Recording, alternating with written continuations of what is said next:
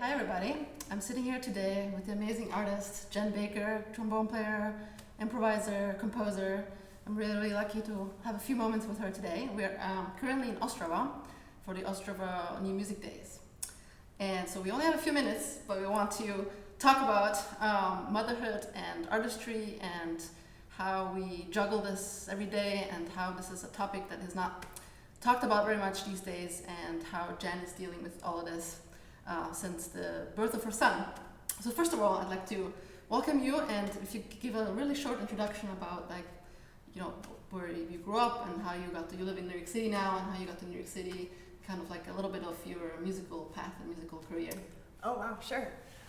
Well, thank you so much for having me, Olivia. This has been such a really fun project to be a part of, and just being able to participate in this way of collaboration is unique when we have another outside aspect to connect with. I grew up in a small town of 2,000 people on a farm in Michigan, and with really very little artistic or otherwise elements kind of infusing my childhood other than the daily tasks at the farm. So I'm sure that laid some sort of bedrock or foundation of exploring sound space around me, because that seems to be a very prevalent thing about music for me, about what's the experience of being here in this room right now, and what does that sound do for me. Mm-hmm. So I ended up really loving music and took a journey through, I think, maybe 6 different states, several different schools, and finally I finished. I went through orchestral training and experimental music training, then started my freelance career in California, and decided to, for multiple reasons, came to New York to start a totally new, different direction of more freelancing, but sort of in a different scenario. And that's a good place to be exposed to all kinds of different things. Yeah. Even though it's a difficult city to live in, for sure. Yeah, there were a lot of elements to reckon with. And it was really interesting to get to there and then decide to have a family there, because it wasn't the plan when I went at all. Yeah, totally. Yeah, so how has becoming a mother influenced your career and your path and your musical creativity? Maybe you can talk a little bit about that. Yeah, I think in some ways it's been opening up that awareness of how sound space is so important to me. It's part of the absolute bedrock of my existence. So I don't think I really put those things together until I noticed how my child has this totally different type of atmosphere to interact with, and reflecting on what I was interacting with at that age. It was nothing of the sort. No, there was no noise everywhere. There was no cars honking and music blasting everywhere, and friends to be had anywhere you want. It was so quiet. So I think that it's actually helped a self-awareness of where the foundation of music comes from. Yeah, that's very interesting. I like that part about also being a mother and seeing the world through your child. That's everything is new. Every little sound is different, and discover and yeah. For me also, that's kind of inspired making music, because you kind of rediscover certain sounds. Absolutely. Very exciting. What are some of the challenges that you've discovered of being like a freelancer artist and also having to take care of a little one? And how do you feel like your environment has supported or not supported you in those things? Mm-hmm. That's, I think everything has changed.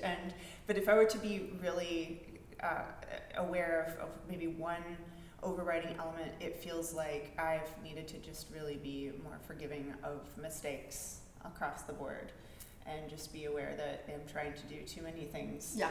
And I'm going to still do those too many things anyways, because they all matter to me. And I'm going to do the best I can and be utterly honest that I'm not always going to be perfect. Yeah. So imperfection is human, and that's, I think, part of it's important for me, it's really important to be honest about where I'm coming from with everything.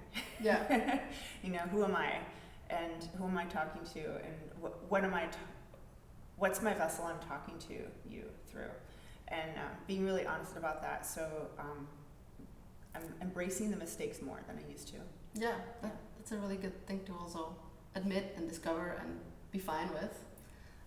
As well as another thing that I found interesting for myself is to set very, very small goals. Like before I had a child, I was always like a billion things all the time, as quick as possible, and now it's like if I get more little goals. Definitely. And not be expecting too much. It's hard because, as you were saying, we want to do many things, too many things all the time. But I feel like that's a learning process. At least for me, it's been like trying to be patient with myself and setting those small. Absolutely, that's smart. I mean, that's definitely a more sane approach. I have this big opera in my mind that I want to make, and that's definitely not a sane approach. But now you probably, if you set little goals and right, one day at a time. One day at a time. Yeah. Yeah, I think that's for all of us is always a challenge to how to juggle that, the expectation, because as being an artist, we find creativity in everyday life. Like, you get an idea, and like I want to do this thing, and I want to do that thing. And this collaboration. Yeah, exactly. And how do you? And then also taking care of a little one, having a family, and be like, okay, wait a second. This has to happen over time. Take it back for a second. Yes. So that's a good discovery. So I'm really excited that we had this piece together that you wrote for me, which ended up being kind of a longer process because we got kind of interrupted by the pandemic. Mm-hmm. I just wanted to ask you, maybe you could just briefly describe the piece and talk a little bit about the process of writing that piece. Mm-hmm. Yeah, when we started talking about it, I think it was just before the pandemic, and then when I started working with the material, it was like full-on pandemic time, and I think that was so there were limits to what I could use and how I could use it at that moment in time. So I think it was a really important thing one day. It was the solstice. And it was really important to me to take some time and space. So I told my partner, it's this time I need right now. So he took our son to the playground so I could have some space and take time to meditate. And it was the funniest moment in time where it was so cloudy that day. It was the winter solstice, 2020. It was so cloudy. And I was looking out my window in my apartment in New York, and just thinking to myself, okay, well, the sun's behind those clouds, and I'm going to meditate on the sun right now because this is the solstice. So I sat down and I started to meditate, and then I started to sing and realized, I'm really enjoying this. So I recorded that component of it and decided, I remember you sent me that recording. Exactly. That was really the whole basis of the piece ended up being that, because it really came out of an inspiration that grew into a super cool moment while I was meditating and singing at the same time. I noticed it was getting really bright, so I opened my eyes for a second, and the sun had come out for about 30 seconds. And then it went right back behind those really thick clouds for the whole rest of the entire day. I mean, it was super thick clouds. So that was a really inspiring moment to me that I really wanted to thankfully I was recording, but also I really wanted to capture that in, a kernel of inspiration for the piece that we were embarking on at that time. So somewhat coincidental, but I don't think coincidences really exist. I think it was meant to be that way. And what was cool about that is, everybody experiences the sun no matter where you are. So it is a common ground that even in that strange moment in time where we're all secluded, we all have access to seeing the same sky and the same sun.